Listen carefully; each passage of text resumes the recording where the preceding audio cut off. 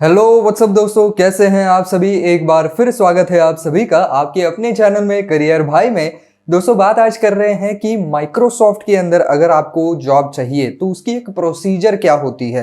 ये मैं आपको जो है वो संक्षेप में समझाने वाला हूं, लेकिन आगे बढ़ने से पहले अगर आप इस चैनल पर नए हैं, अब तक आपने सब्सक्राइब नहीं किया है तो दोस्तों इंतजार किस बात का कर रहे हैं। चैनल को फटाफट सब्सक्राइब कर दीजिए ताकि आप ऐसे ही नए नए वीडियो सबसे पहले देख सकें।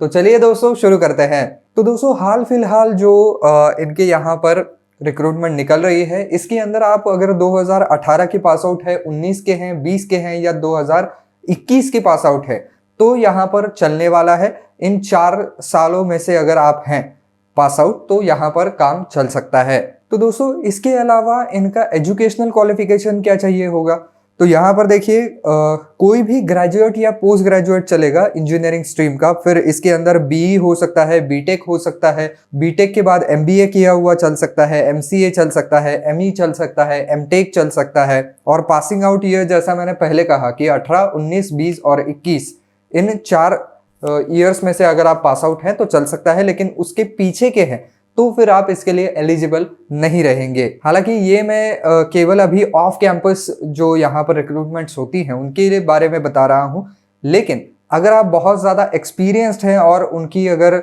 रिक्वायरमेंट किसी स्पेसिफिक जॉब के लिए ऐसी है कि आदमी का एक्सपीरियंस 9 से 10 साल का होना चाहिए, फिर वहाँ पर आप कौन से ईयर के पास आउट है उससे ज़्यादा फर्क नहीं पड़ता है, आपके एक्सपीरियंस से वहाँ पर ज़्यादा फर्क पड़ता है। लेकिन जिन बच्चों के पास उतना ज़्यादा एक्सपीरियंस नहीं है, जो 18 से लेकर के 21 के बीच ही पास आउट हुए हैं, ऐसे लोगों के लिए ये जो सारे नियम है वो लागू होंगे। यहाँ पर जॉब लोकेशन जो है वो अक्रॉस इंडिया कहीं पर भी आ सकती है।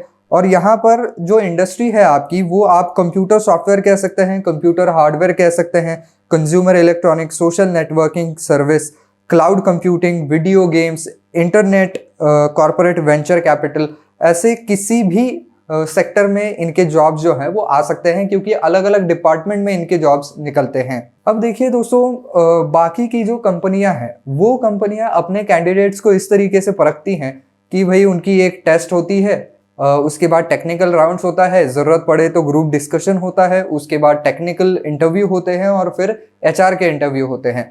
लेकिन दोस्तों यहाँ पर अगर आप लोग को खाली टेस्ट के लिए भी अप्लाई करना है तो कुछ स्किल्स जो है वो आपके अंदर बेसिकली होने चाहिए।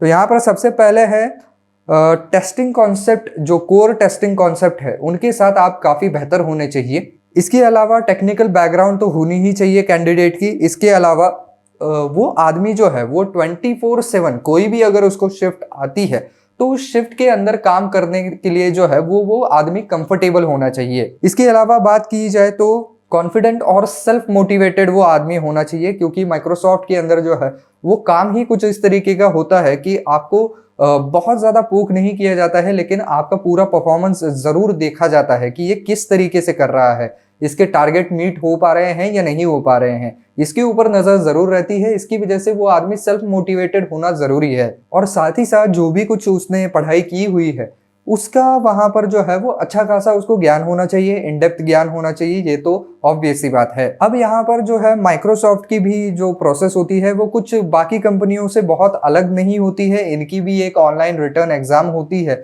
जिसके अंदर जनरल एप्टीट्यूड आपका टेस्ट किया जाता है, इसके बाद टेक्निकल एप्टीट्यूड को भी टेस्ट किया जाता है, कोडिंग से रिलेटेड कुछ सवाल आपसे पूछे जा सकते हैं।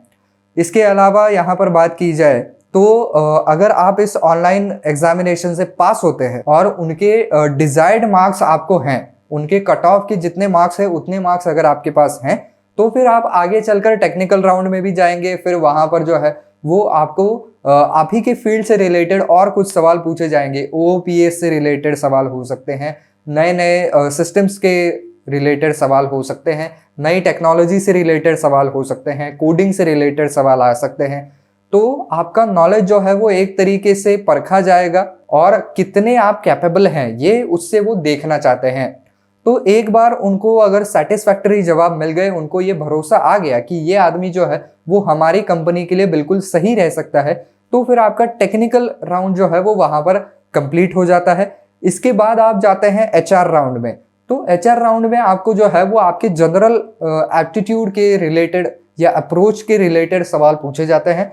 तो इसके बारे में मैंने कई सारे और वीडियो बना करके रखे हैं कि एचआर के इंटरव्यू के दौरान किस तरीके के सवाल आते हैं, वो आखिर क्यों पूछे जाते हैं, उसके पीछे का मकसद क्या होता है, क्या वो आपसे निकलवाना चाहते हैं या क्या वो जानना चाहते हैं और उसका जवाब हमें कैसे देना चाहिए। इसके ऊपर मैंने वीडियो बना करके रखे हैं, आप मेरे चैनल के ऊपर जाकर के उनको भी जरूर देख सकते हैं। तो जनरली इस राउंड के अंदर जो है वो आपको कुछ इस तरीके के सवाल आते हैं कि why do you want to work in Microsoft, tell me about your greatest strengths and weaknesses, where do you see yourself in 5 years। तो इस तरीके के जो कॉमन सवाल हैं वो वहां पर पूछे जाते हैं। अब दोस्तों बात करें कि पिछले साल का इनका टेस्ट का पैटर्न कैसा रहा है, तो मैं आपको पूरा वर्ड टू वर्ड पढ़ के सुनाता हूं। तो यहाँ पर देखिए, ये जो ऑनलाइन टेस्ट है consist of logical reasoning and technical subjects like C++ and Java. तो इसके अंदर जो है वो टोटल 3 ही सवाल होते हैं और इसको सॉल्व करने के लिए आपको 75 मिनट का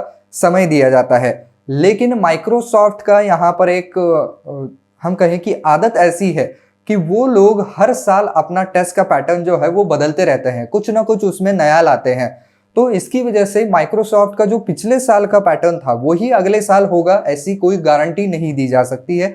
जिसकी वजह से भी मैंने इसके ज़्यादा जो है वो डिटेल्स आपको नहीं बताए हैं। वो उसका कारण ही यही है कि मैं अभी आपको ये डिटेल बता दूंगा, लेकिन फिर भी उनकी जो पैटर्न है वो पूरी तरीके से चेंज हो सकती है।